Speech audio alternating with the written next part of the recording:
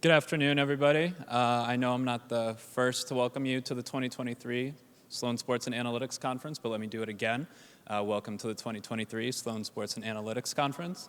My name is Max Williams. I'm a first-year MBA student here at MIT Sloan, and we are super excited today for our poker panel, Raising the Stakes, the Evolution of Poker Strategy. We have a great panel today. First of all, we have Maria Ho, professional poker player. We have Nate Silver with us, founder of 538. We have Jennifer Shahade, another professional poker player and chess champion. And we have Xuan Liu, who is another professional poker player. Our panelists will be moderated by the great Jeff Ma, entrepreneur, host of the Process podcast. And we will have 45 minutes with these great guys up here, guys and gals up here. Last 10 minutes will be audience Q&A. If you want to submit a question for the panelists, please do so via Twitter and use the hashtag #RaisingTheStakes. And with that, I'll hand it over to you, Jeff. I like that you called me the great Jeff Ma. I need to bring you around as my hype man, Max. So thanks everyone for joining us. I've kind of made my career or my name by talking about blackjack, and one of the things I talk about is how blackjack is this perfect petri dish to learn how to make better data-driven decisions and how to prove that analytics works at scale. Blackjack is largely considered to be solved, and by that I'm pretty much understating it. It is solved, like you know what to do based on every hand you have, based on the cards that you have and what the dealer has. There's only one correct answer, and it's solved because you're not predicting anything about humans or anything. Poker is different. Chess is different. What your opponent does or what your opponents do should change what you do. But now there is a lot of thought that poker is solved to some degree. So I'm going to throw out to the panel, and anyone can jump in. You know, on a scale of 1 to 10, with blackjack being a 10 in terms of being solved, how solved is poker? I think it depends on the format. You know, heads up poker in a two-player finite zero-sum game, that is pretty solved. I mean, I would give that, you know, close to a 9 maybe. But in terms of other formats, a traditional poker game is played as a 9-handed table. And when you add all of the complexities, the immense amount of variables that come into play with that many players at a table, then I would say that poker is still far from solved, especially relative to games like blackjack. Yeah, I think like a 6 or a 7 in composite. I mean, that's the right answer though, right? That like heads up it's solved, but there are a lot of simplifying assumptions with respect to multiplayer games, and also there are kind of cascading effects, right? If I play incorrectly, if you guys know poker, on the bubble of a tournament where you're about to go from making $0 to making the minimum cash, which is often substantial, right? You're supposed to play pretty tight, but if I start playing incorrectly, then it really affects everyone else's strategy. So they're not terribly stable solutions. And also what Jeff said, you know, if you can exploit somebody, if they're playing wrong, then you don't want to play the optimal strategy, right? It will do okay, it will do fine, right? But you can make much more by always bluffing in a spot where you're supposed to mix at a game theory standpoint. And so like, I think poker is like importantly not solved in a point where it will remain robust, at least in person, for a long time, I think. And also in poker, a lot of the solutions are approximations, because in no limit hold'em, there are unlimited bet sizes, and you need to kind of chunk those for the solution. So there can be a solution that is just an estimate in reality. To take it to chess, there's often a misconception that chess is solved because, well, computers from AlphaZero to Stockfish to Deep Blue have been clobbering humans for decades and now are just far and away better players. But that doesn't mean that the game is solved. It's still not even known what the best first move is, although we can be pretty sure that it's likely to be the Queen's Gambit. And in fact, it was a beautiful kind of convergence of art and science in that at the time the Queen's Gambit came out, showing that like D4 is the preferred move most of the time from that, you know, from Beth Harmon. AlphaZero, which was the greatest chess player so far that's ever played, even better than the traditional engines, was showing that D4 is also the best move in chess. So we have like solutions like that, but I'd say on the scale from 1 to 10, we're still like also probably at like a 7 for chess. Yeah, in addition to what everybody else was saying, I actually think it's solved to a lesser extent depending on the types of games that you're playing. Obviously, like Maria said, in heads-up formats, especially if it's not super deep, most of the unknown factors are there if you have certain assumptions about your one opponent. But once you have more players at the table, once the format changes to, a lot of these like funky games that we're seeing in publicized games like the last person standing, which they call Squid Game, with straddled games, like there's just infinite variables. And when you play deeper, when you're playing 400 or even 1,000 big blind stacks deep, it's just really, really difficult to know what every single opponent is doing. So like, let's go take heads up, right? Which is, we've said is solved, right? So why the hell do we play heads up anymore? I mean, would you guys play it, or would you guys? It has sort of dried up, right? I think there are not nearly as many, there was like the Doug Polk-Negreanu match, right? Which was kind of like, and you thought, well, it's kind of Doug's a very new school GTO-driven player. So and you tell thought people what Daniel's old GTO school, is, but like, because I don't think they know what GTO is. Oh, GTO means the Nash equilibrium, game theory optimal for poker, which is determined by these things called solvers that are actually, they're not AI, they're deterministic. They don't solve it perfectly, but they keep iterating until they get an almost perfect solution. And Daniel Negreanu is this famous, like, very chatty, like, old school professional, right? But he said, like, I'm trying to play GTO optimal as well, right? I'm no longer trying to outplay Doug or out-psychologize him. This is during the pandemic, so they're playing online, right? And so, like, yeah, I mean, apart from matches where you have like a lot of ego involved, there was one match where there was a big handicap, a guy named Bill Perkins against Landon Tice, and he way beat his handicap. So there'll be ego on the line, but like there's not like very many nosebleed, no limit hold'em heads up matches anymore, I don't think, being played. Yeah, and the way that I kind of like to think about GTO play versus exploitative play is that GTO is kind of defensive, right? You're trying to not make mistakes so that your opponent can't exploit you. But when you take the exploitative way, then you are trying to find weaknesses and make adjustments based on the way that your opponents are playing. And obviously, sometimes you hear the saying, the best defense is a good offense. And so I think that when you mix those strategies of having GTO as a baseline and then moving towards finding these exploits and being able to capitalize on them, that's how you reach kind of the elite level of poker. And that's the type of poker that the best poker players in the world are playing. And going back to the heads up part, there's not a lot of people, even in online games now, you'll see someone who's a known online heads up beast. Nobody will sit that game. They'll just be sitting at an empty table waiting for somebody to sit them. And so now that, heads up GTO theory is being implemented by the top tier players, there's not really going to be a random person coming in and playing against them anymore. I think one of the beautiful things about GTO, which has really been kind of uncovered in the recent years as everybody's studying it, is it really shows that poker is so much a game about frequencies. Whereas when I started playing poker, I thought it was about like bet sizing or reading my opponent, and we realize now that it's so much about, bluffing some of the time and figuring out what that correct percentage of the time is with your different hands. And I think that's really a pretty important life lesson from poker that we're starting to learn. A lot of people look at these GTO or, theoretical solutions and find them soulless. But I think there is something really actually beautiful in the equilibrium and knowing that you have to bluff some of the time, but not all the time. And that is so difficult for humans to do. Usually the way that people are, they either are so patient they can't pull the trigger, or they just want to pull the trigger all the time. Definitely. Most of the best players in the world these days, when they're playing against similar skilled competition, always try to have a randomizer at hand, whether that's staring at the second clock of their watch or just anything else that's going to make them completely indifferent to the decision they make.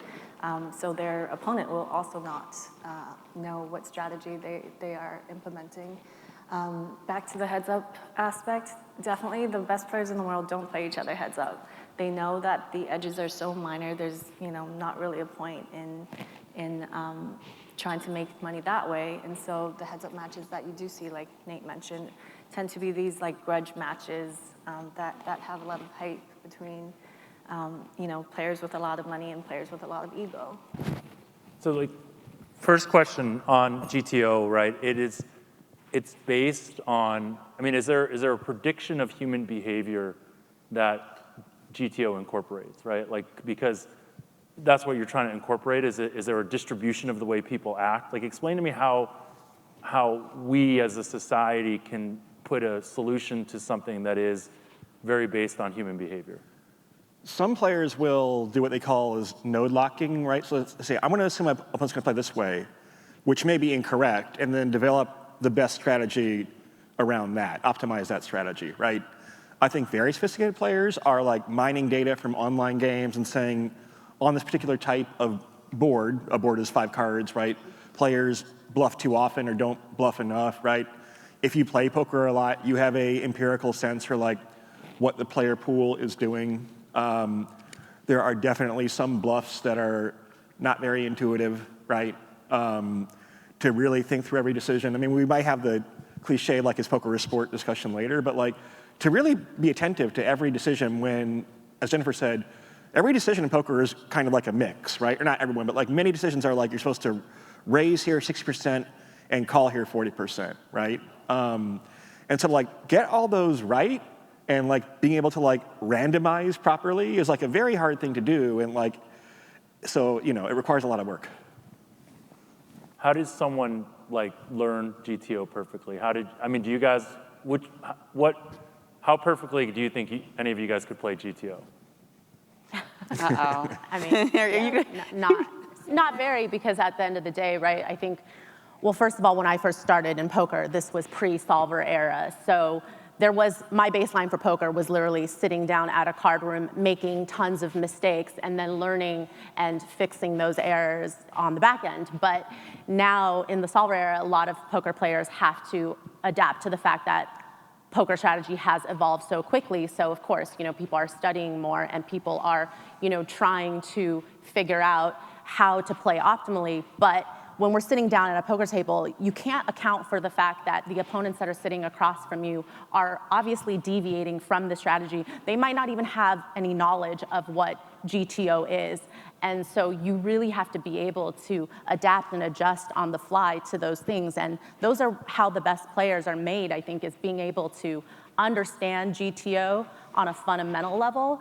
But once you're in game, you have to be willing to throw a little bit of that out the window and be able to deviate well enough so that you're maximizing your EV, which comes from exploiting human behavior. And where are like the biggest exploitations of human behavior in terms of like, if you were to give people advice right now, if they were to play heads up, like how should they think about the ways to exploit human behavior? That people should bluff more, or what are the general 3 rules you'd give someone?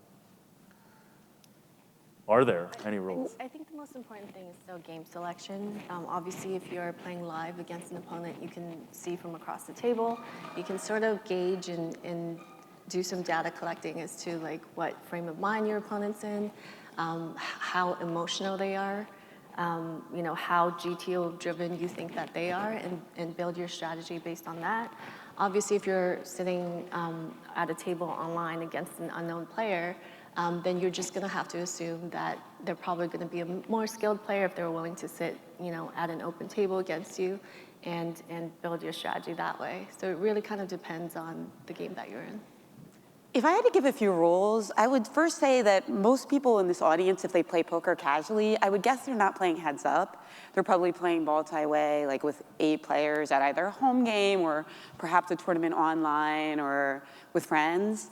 And the vast majority of the time, people play too many hands pre-flop. So that would be like a general exploit. If people are playing too many hands pre-flop, then when you play your hands, you're gonna usually have like a lot stronger range than them. So you can win some big pots that way.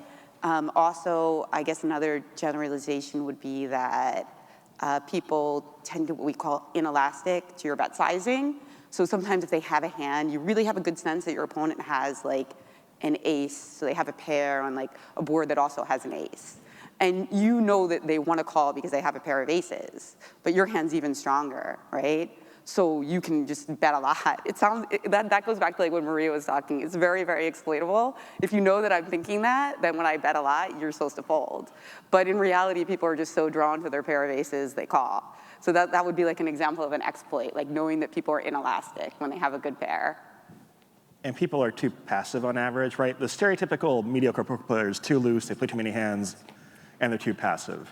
They don't go aggressively enough for value with their good hands. They also don't bluff enough in most situations. There are some exceptions, like on boards that have like lots of flush and straight draws. But yeah, I mean, you want to be truly tight and aggressive and use the whole range of bet sizings. And you want to fold to people in situations where at GTO you'd be neutral. I'm really bad at this part, right? But you want to fold empirically more than you would at GTO because most opponents don't bluff often enough. Got it. So, okay, so if you go back to this idea of like game theory, which is kind of what GTO is obviously based on, when we think about two people playing GTO perfectly in a heads-up situation, I'm assuming that like it'll all come down to who gets what cards is the determiner of who wins, essentially. Like if someone gets better cards, they're probably going to win versus the other person. Game theory and something like when analytics has become in the mainstream, markets tend towards efficiency. We all know that, right? And so we're seeing this a little bit in sports, right? In the Super Bowl, right, we had Sirianni, the coach of the Eagles, playing pretty optimally.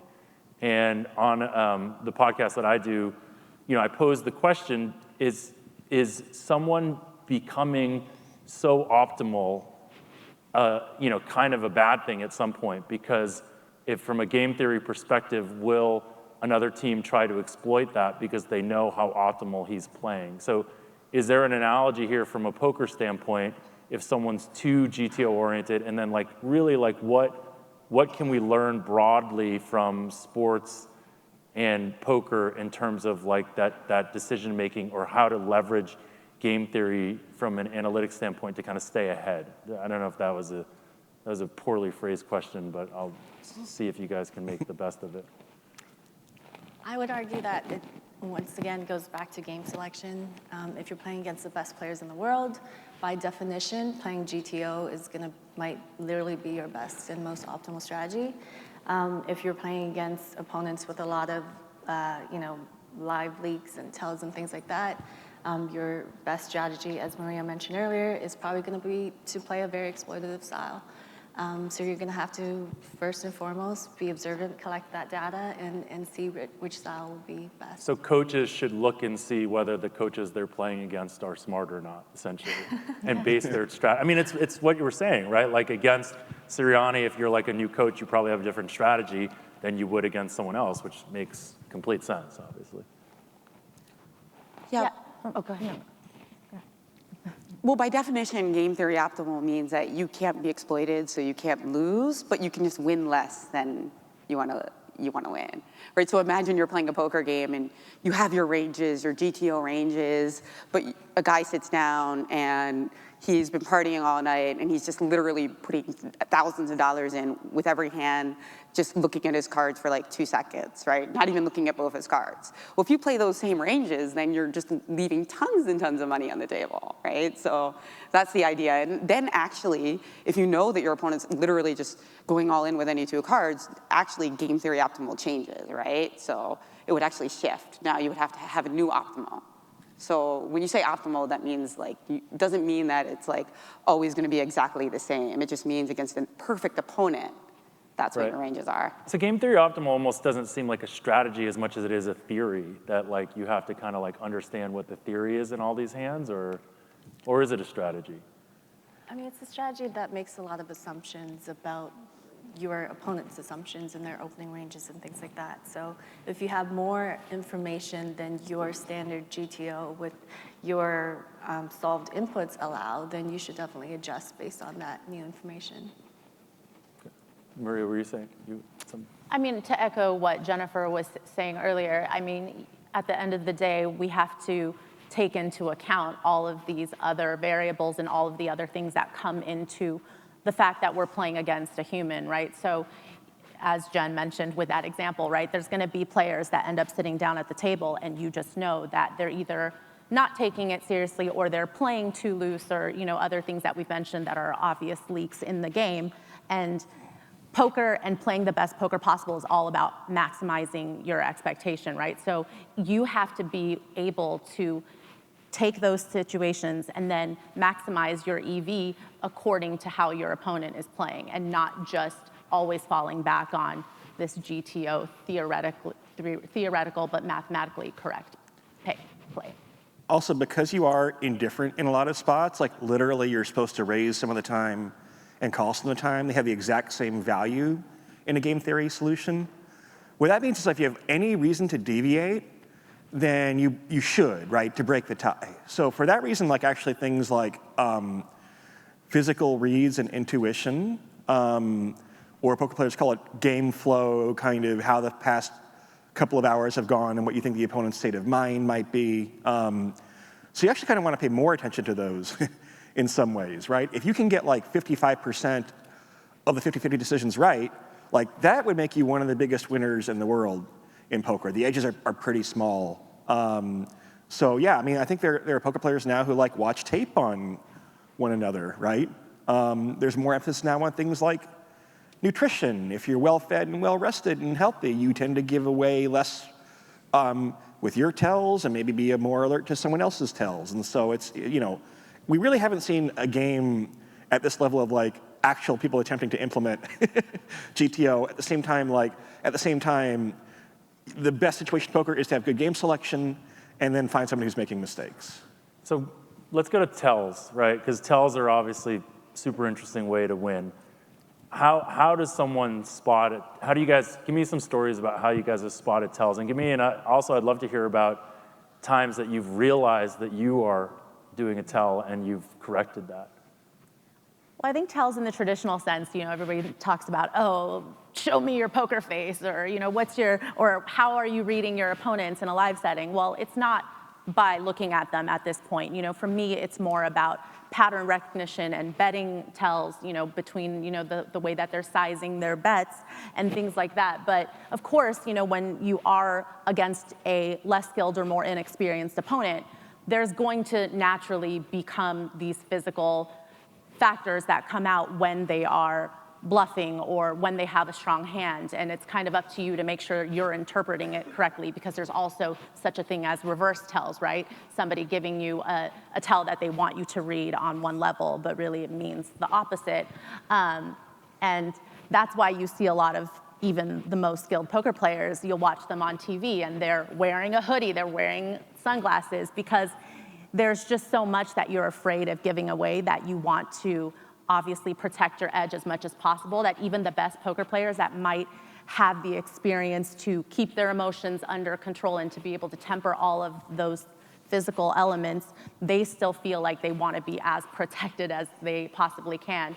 I don't wear sunglasses, so I feel like sometimes I've been a human tell box, but I definitely try to do everything very methodically with where I place my hands after I bet, with the speed at which I am putting out my chips. There's always a lot of things that people can pick up on when there's gonna be some nervous tics that you might have with the way that you're shuffling while you're waiting for your opponent to make their decision. I actually have one really funny story of how I picked up a tell, essentially, was in the World Series of Poker main event. My second year playing it, I was really deep. There was only, 50 players left out of 6,500. And I got into a huge pre-flop pot with a very aggressive opponent. And he happened to be sitting right next to me. And the longer that I took the time to make my decision, it was all in for my tournament life, the more uncomfortable I saw him getting, but I was also trying not to read too much into that because of the reverse tell and him being an experienced player. But then I looked down at his feet, and maybe this is a tip to just never wear sandals, but he had open-toed shoes, and I could see his toes just kind of like crinkle up. There's a lot of tension in his feet, and I just kept taking my time. Nobody had called the clock on me. I was taking my sweet time, and I was just pondering, like, does this mean that he is nervous? Does this mean that he's trying to bluff me off my hand? And I just felt like there was so much tension built up over that period of time I was taking to think that I ended up calling him, and I was right, but I try not to wear open-toed shoes now. I'm like self-conscious here. I'm curling my toes. Yeah, I started playing poker online, and when I played live, I was such a tellbox. And one of the things I noticed was that I would, bluffing, I would tend to like put out big chips, like a small number of big chips. So say that there's like 5,000 chips, and I was bluffing, I would put like 2 5K chips in the pot. Whereas when I had a really good hand, I would put like a very precise amount of chips in the pot, like 96.50 or something like that. Like really try to figure out exactly how much value I could squeeze out of them. So as Maria points out with reverse tells, then I started realizing I was doing that, other people was doing that, I could play with that. And that's actually like an interesting corollary to like real life, that you see like these very specific pricings, right? Like why people charge $96.50 for something instead of like 100, because it seems more sincere. Or in poker, it seems more like a value bet. Interesting. I mean, you have to correlate it to behavior at the end of the day, right? Because there are some people that are like wired to be more nervous when they have aces. They get really nervous. Aces is the best hand in poker, right? Some people like are more nervous than a bluff, right? It depends on your psychology. I mean, I played in 2021 heads up in the 10K limit hold'em championship at the World Series against a guy nicknamed Angry John Manette. He is a very high stakes live reading player who was very, very detail oriented. And we played like a long heads up match, right? It's limit poker, so you won't get eliminated on one hand, right? And like, I knew by the end they was picking up reads based on like just the fact that he was like getting every marginal decision right, and actually had like a friend who like texted me during the match and said, I think here's what he's picking up on, right? But I didn't want to check Twitter and DMs. I wanted to focus on the match, and so that might have saved me the match in the end. But it's because he had like 4 hours worth of data, and it was a bit of a reverse tell, right? The default player, I was doing something that would read as strong from a default player, but to me it was a reverse tell unintentionally, just because like I'm wired differently, right? And so like, yeah, you have to correlate it to behavior. But then sometimes you do develop some intuition for it. I never had it before, but when I started playing a lot more live poker in the last couple of years, you sometimes just know. People just like with the micro expression, they don't really even try to conceal sometimes. It's just weird sometimes. Yeah. So if we go to move on to this sort of cheating stuff that's happening or has happened, we can't not talk about that. I'd be curious to hear your perspective on how much cheating do you think exists in poker specifically, and the very much publicized debate about whether there was cheating in the hand that's been put all around Twitter. Like, do you guys have any takes on that from a standpoint of like whether there was cheating involved there?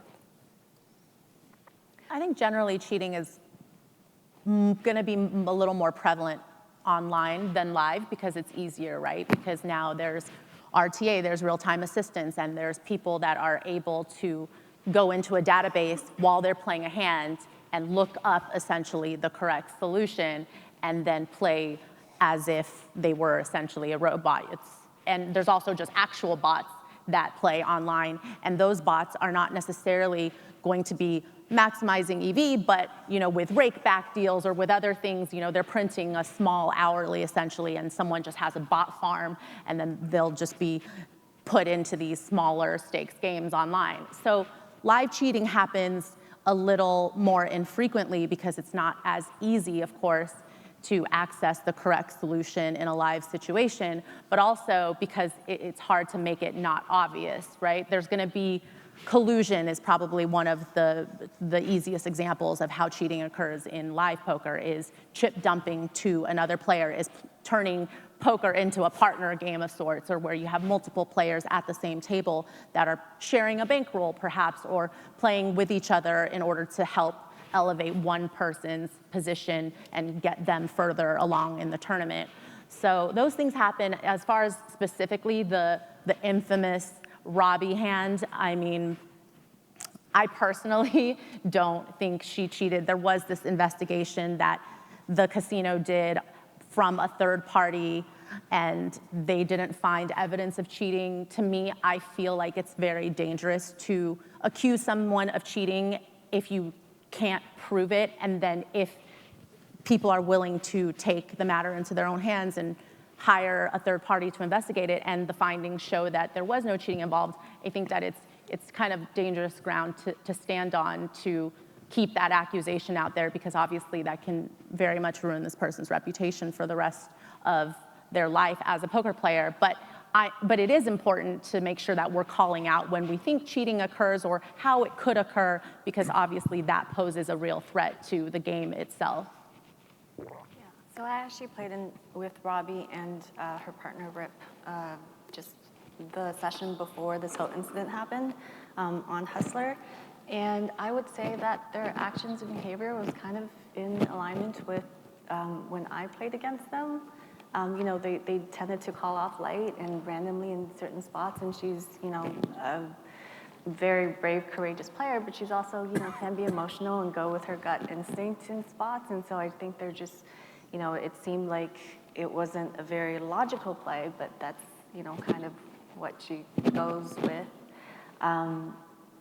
I think more cheating probably happens in private games where there's a lot of money on the line.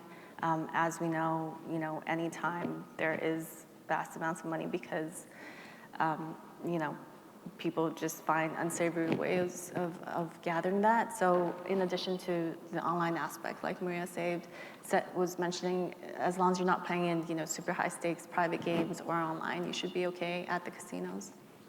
So where do we go in poker now if it's becoming more efficient and like the, you know, the GTO thing? Like, what's your vision for the next, you know, 10 years in poker in terms of, you know, we've gone through these, you know, obviously the online and then the World Series, and like there's been a huge boom. But where does it go now? Like, is GTO ultimately, is that going to be good for poker, or is that going to be bad? If heads up isn't something that pros want to play anymore, like, is analytics going to be the death of poker? I don't think so, because it seems like poker's kind of riding a boom. It might not be quite as steep as like the chess boom, but it really is getting more popular. And you see that while, yes, there are GTO solvers that, you know, everybody who plays like seriously or professionally studies, there's also a lot of innovation in poker formats. There's, just in the last few years, there's been the widespread adoption of Big Blind Ante, which has changed things a little bit. That's a little like technical. There's also something called mystery bounties, which has gotten popular in the last couple of years, which people love, which means if like I knock Xuan out, yay, I get like a random prize. So it kind of adds this like fun suspense to poker. And even though it's like, of course, more gambly, it also, it's funny how there's like this oscillation. Something is more gambly, but then it also ends up having a lot of math to it, because, you know, you see with these mystery bounties, people start tracking which ones have been taken, and then they, you know, change their decisions based on like how big the bounties are that are left. So I think there's a lot of potential innovations. And one thing I'd love to see is that in chess, the AI AlphaZero not only became the best chess player in the world, but also spent some time trying to figure out if there were some ways to make chess more exciting. So like there was a several-month period where it just kept playing itself with like minor tweaks to the game of chess. Like chess where like the pawns could move 2 squares all game, chess where you can't castle at all, chess where stalemate is a win, and it tried to like, you know, pump out superior games. Right. And I think like trying something like that with poker would be Wild really cards. interesting. That's what we got to go to. Wild Yeah, cards? because poker, it is booming. There was a tournament at the Wynn in December, which was a $15 million guarantee, right? Which was the largest ever guarantee. And they doubled the guarantee. They got $30 million roughly worth of entries. So poker is doing really well. And then in addition to like different formats, mixed games, so games that are not Texas Hold'em, are having a little bit of a revival. Both traditional mixed games like Stud and Omaha, and rotations where you might have dealer's choice and have any of like 20 games that you draw from. So that's healthy for the community, I think, too, because those definitely aren't, they might be solved, but not that I'm aware of.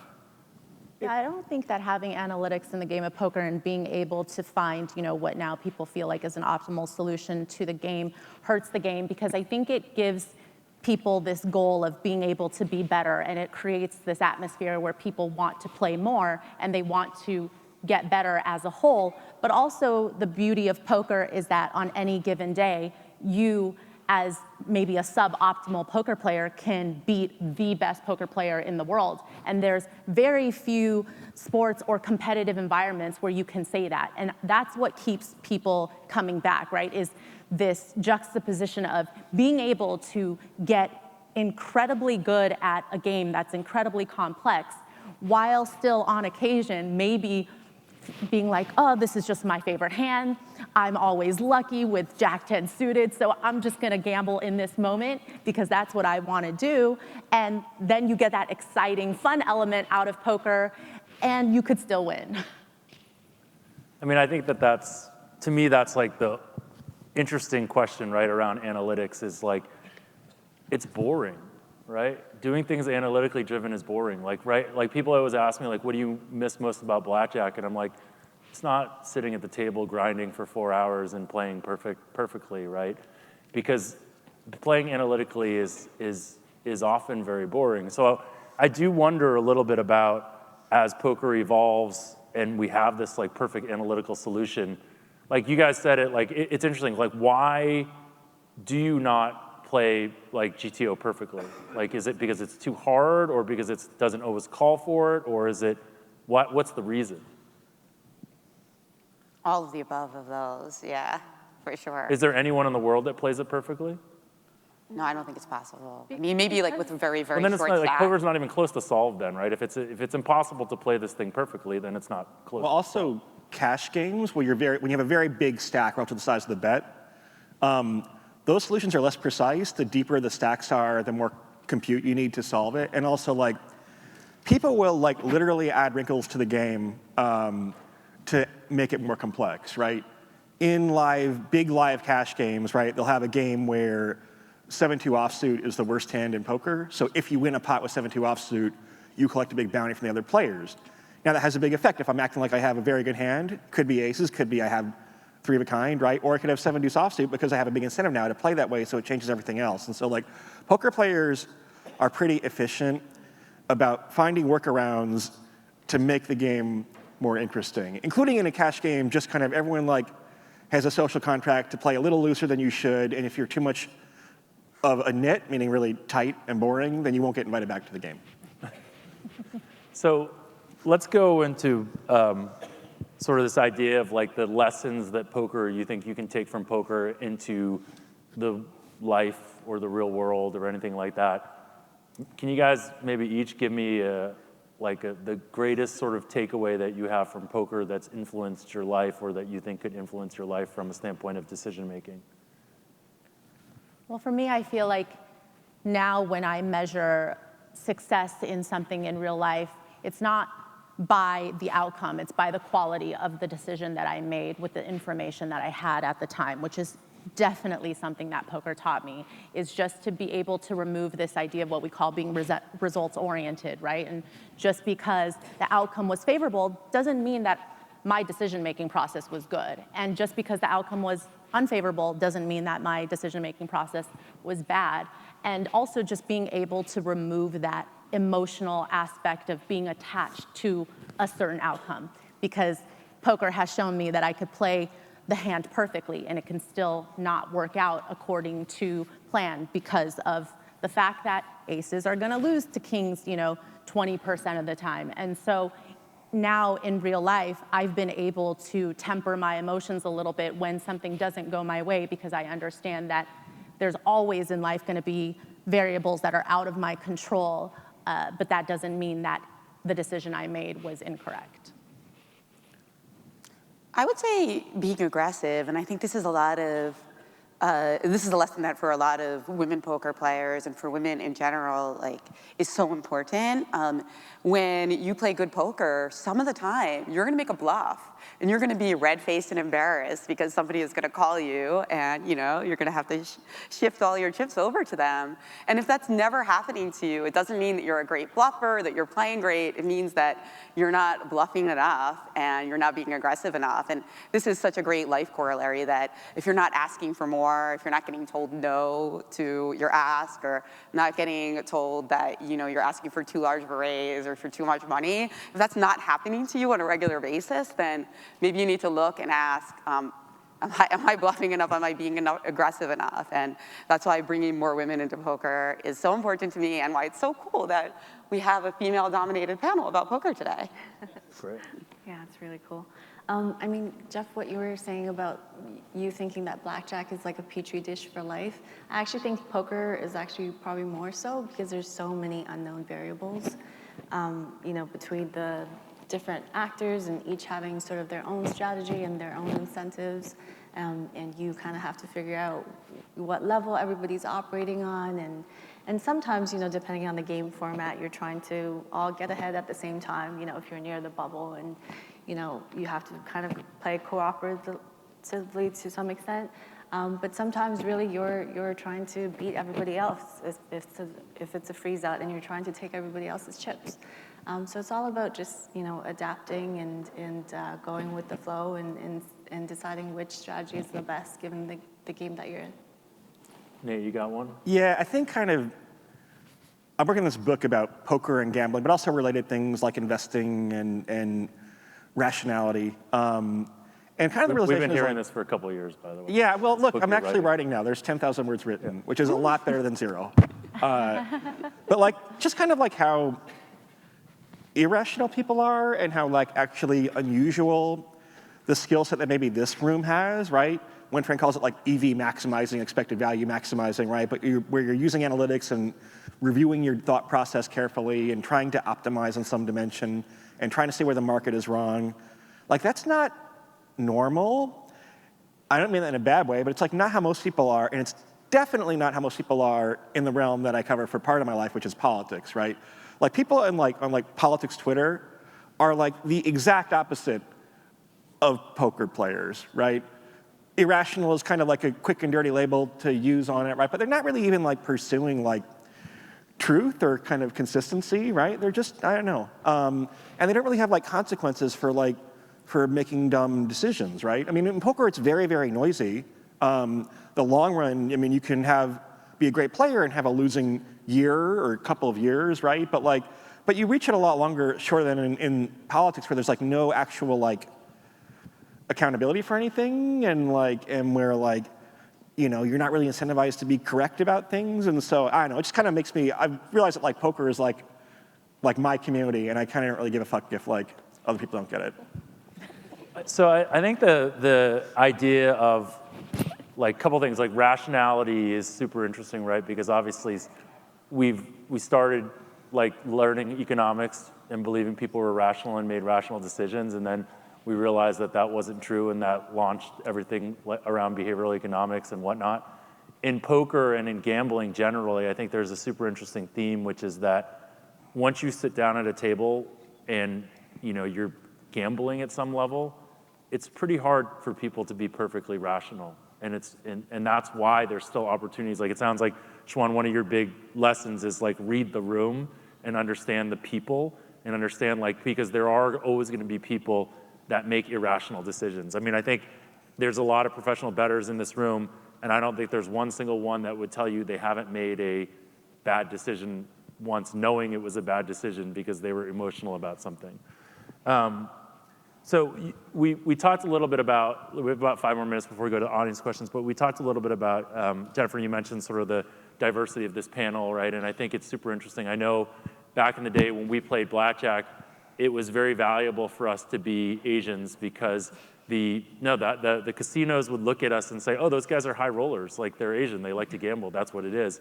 Are there inherent advantages in poker and the different sort of biases that are out there based on different representation or whatnot, and ultimately is there challenges around sort of gender in poker that are inherent, or are there advantages, I guess I would ask, is a question. I think the most obvious and glaring kind of two parts of it is going to be based on gender and age, right? So I feel like as a woman, the way that people perceive me when I sit down at a poker table is going to be different than how they perceive maybe if Nate sits down at the table, and you're bringing a lot of things that not just from the game, but from society and coming in and thinking about, you know, the way that maybe society has cautioned women from taking big risks or playing very aggressively, and you're translating that into stereotyping a way that a woman would maybe approach the game of poker as opposed to a man, or, you know, same goes for somebody who's older versus somebody who's younger and is, you know, less risk averse. But for me, I think it's a double-edged sword, because in poker, there are no inherent disadvantage to the game and how well it can be played as a woman. And I don't mind that sometimes my skill might be called into question because of somebody's stereotypes. And in fact, I feel like a lot of my success in poker has been derived from the fact that I'm taking these people's perceptions and these people's, you know, misperceptions, obviously, about me and the way that I'm playing, and exploiting it to my benefit. So I'm not in a rush to necessarily prove these people wrong that, oh no, hey, wait, I can be just as skilled as the person or the man sitting next to me. I actually feel like that's an edge that I'm able to gain if I'm able to exploit it properly. Have you always had that confidence from the beginning? I mean, maybe in the beginning there was a part of me that felt like I always had to, and this actually ties back in with the Robbie cheating situation where people were saying her explanations after the hand didn't make sense. There was a time when I felt like I had to defend my plays almost, because I was always under the impression that people's assumption was that I was bad at the game. And so if I made a play or deviated from optimal strategy, I felt like I had to have a reason for it. Otherwise, their label of, oh, she's probably just a bad player would stick. But that quickly went away when I realized that I was able to maximize my ability to make money in the game because these people had that perception of me. And I felt like I found, you know, that to be a better win for me and more important to me than necessarily proving to people that I was good. I think for me, the biggest disadvantage that women have in poker is that we have less wealth and that we make less money. And that is just the biggest thing you can have in poker. People ask me, is it patience, concentration, you know, aggression, quantitative skills, math? No, none of that. The best thing you can have to be a good poker player is money, period. And, you know, of course, there's some pretty obvious corollaries here with, like, you know, startups, Jeff, as we were once talking about, or for building businesses. And I think that's why, like, investing in female poker players is like a really beautiful metaphor. Poker power is like trying to get 1 million women into poker. And I think that just the idea that women, like people of color, are not invested in equally, and if they don't have the same capital, the chances of them succeeding are obviously far less. Because you mentioned game selection earlier. If you have less money, then there's fewer games that you're able to play. And some of the best games to play in are not cheap. And so that to me is really important, and I think it's something that I've seen in the development of poker, that people are paying more attention to this. You know, there was a time where when somebody got very few chips in a poker tournament, they would say, like, what do you do wrong? Like, how do you only have like 5 big blinds or like 1,000 chips? Now people realize that that's just normal. You know, like sometimes you played well and you have no chips, right? And of course, that's true in life. Sometimes people did everything right and don't have any chips, and that doesn't mean that they don't deserve another chance. Yeah, and a lot of tournament strategy and GTO strategy kind of depends on how much money you have and how much variance you can handle. So, you know, if a frequent sweep for a certain play is, you know, optimally X amount, but you really don't have, you know, the bankroll to sustain that variance, you might, you know, take a more passive or even an ultra-aggressive line so that you shut down decisions on future streets for your opponents. So I definitely agree that's a huge factor. Back to what Maria was saying, I think it's actually a huge advantage when you're able to use what your opponents think of you and your weaknesses against them. So, you know, when I was younger and way less confident, of course it affected me, and it, you know, made me play worse when I thought my opponents thought I was a worse player. But these days it actually kind of makes me happy because I have the tools to take advantage of that. My advantage as a white guy is I can blend in. Because like I played at last year's World Series against a player named Ebony Kenny, who's a black woman and like very good player, but also very like conversational and smart, and like will go around to the table and like ask everyone their name and what they do, right? And she's very smart about it, right? She's trying to like get in people's heads a little bit, and she's also asking things she already knows, right? She already looked all of them up. You know who your opponents are on day 2 of the World Series, right?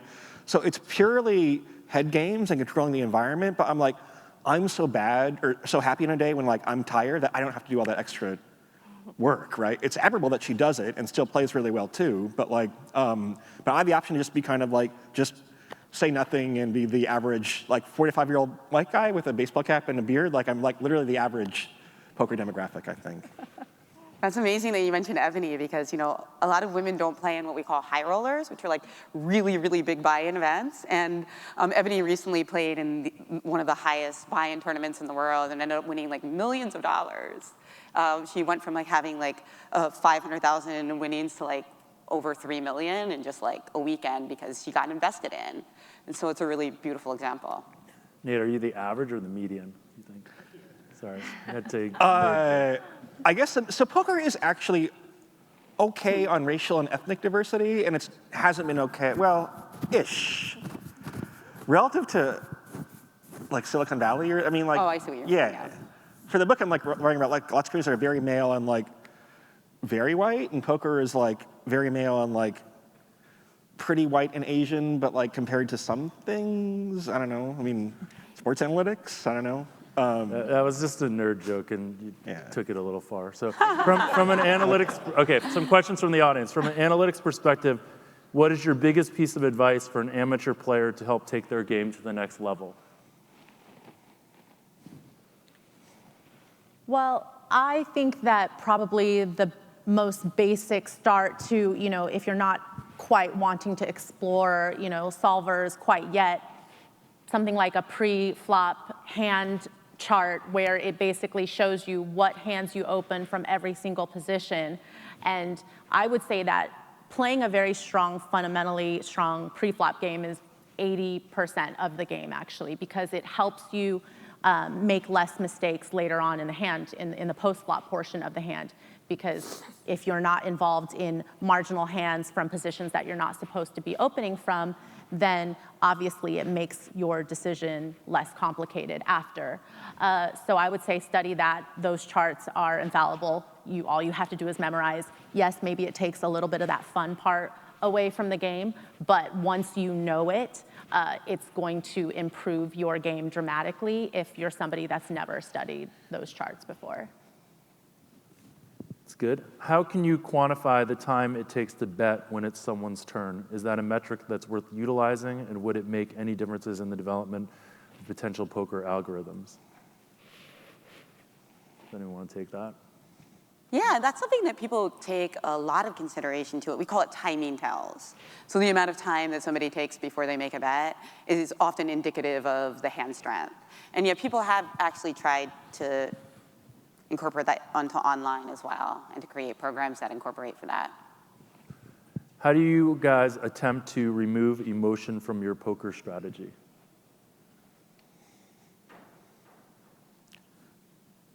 I think it's good to kind of like work with your emotions and just, you know, because I don't think you can always like just completely shut them out. But if you get emotional about making the right decision, then you can really work with your emotions in a way that is also strategic. I mean, I think one of the best ways, right, in anything is to be very process-oriented and not results-based, because like ultimately that will help you focus on the decision and not the outcome and be less emotional. Yeah, it's not that you're not feeling emotions, but that you're not acting on them, right? I read a book called The Hour Between Dog and Wolf recently, which was by a former like Wall Street derivatives trader who became a neuroscientist.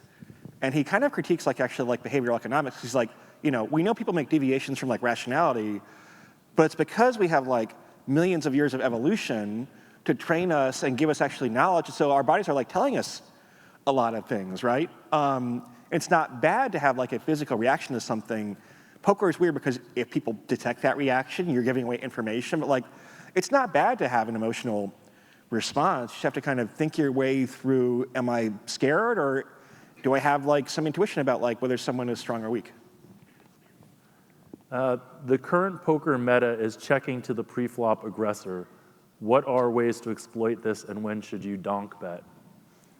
So I would argue that the meta has shifted quite a bit, that there's as much leading or donking play as there ever has been in poker play history, if you guys would agree.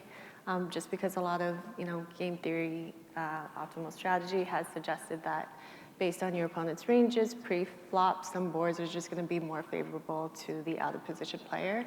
And so it's a strategy that's being more implemented at a lot of different levels. Okay. Can you talk about some of your bad beats and how analytics either did or did not factor into the decisions you made?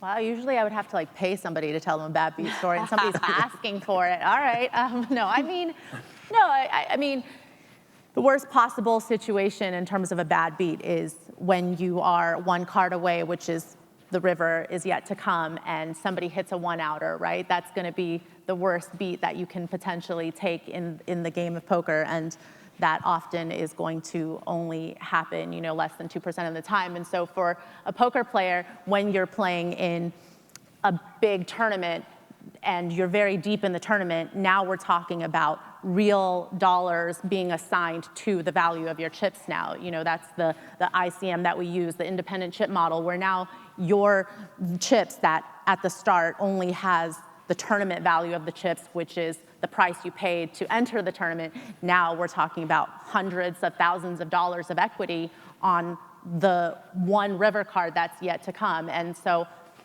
basically, all that to say, in not a specific situation, but I've had somebody hit a one-outer on me in a tournament where there were 3 players left out of a field of thousands. And so I remember the exact hand. I won't bore you guys with all the details, but granted, that's the worst situation that could happen, I think. When you make a deep run in a multi-day tournament, how do you fight the exhaustion and make sure you play your A game the entire time? I think let go of the idea that you can play your A game all the time. Sometimes you have to settle for your B game and elevate that. So there's this idea in training that you want to elevate your B and your C game, because obviously once in a while when you're playing a multi-day tournament, you don't get any sleep, and it's asking a lot to be A all the time. Okay, last question. Do you expect the massive investment in expanded legal sports betting to enhance or impact the poker world at all? I hope so. I mean, poker is now legal in various states, including my own PA, where I can play on PokerStars now. And also it's in New Jersey and Michigan now, and some places in Nevada as well. So I do think it's going to spread. Yeah, a lot of poker rooms are put right next to sportsbooks and casinos. There's a lot of crossover traffic. It's the least profitable activity. I mean, poker, slot machines by far the best in table games, and like poker and sports is almost more of an amenity, but they are correlated, and so it can't be bad for poker, I don't think. Yeah, I think it'll be interesting because I think it is creating more acceptance of betting broadly as a society, and then, I think the interesting game of skill, not game of skill thing that we need to talk about at some point, but that's probably a whole panel unto itself. So thank you guys. I thank the panelists, and thank you guys all for coming. Thanks.